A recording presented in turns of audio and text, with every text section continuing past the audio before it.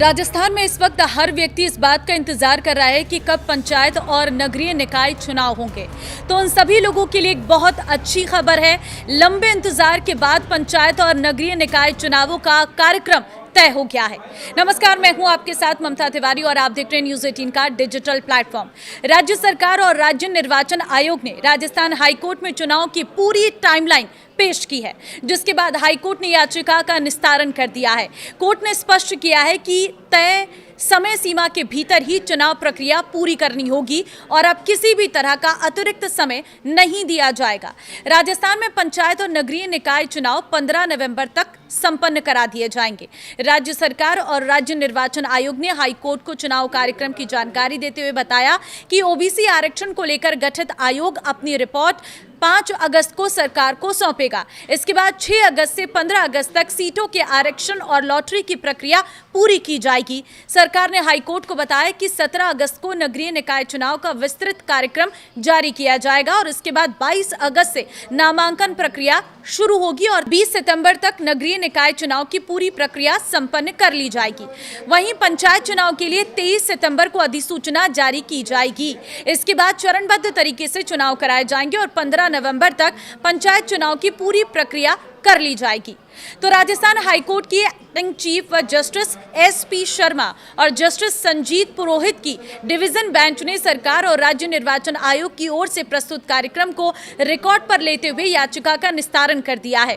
Court ने साफ कहा है कि अब तय समय सीमा में ही चुनाव कराने होंगे और किसी भी स्थिति में अतिरिक्त समय नहीं दिया जाएगा।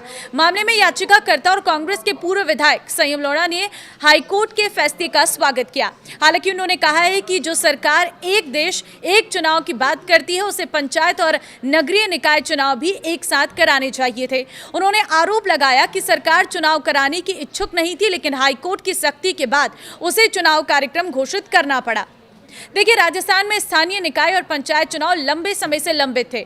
चुनाव में देरी को लेकर हाईकोर्ट में याचिका दायर की गई थी। अब सरकार और निर्वाचन आयोग की ओर से तय कार्यक्रम पेश किए जाने के बाद चुनाव कराने का रास्ता साफ हो गया है। अब सभी की नजरें 17 अगस्त को जारी होने वाले निकाय चुनाव कार्यक्रम और उसके बाद शुरू होने वाली चुनावी प्रक्रिया पर रहेगी।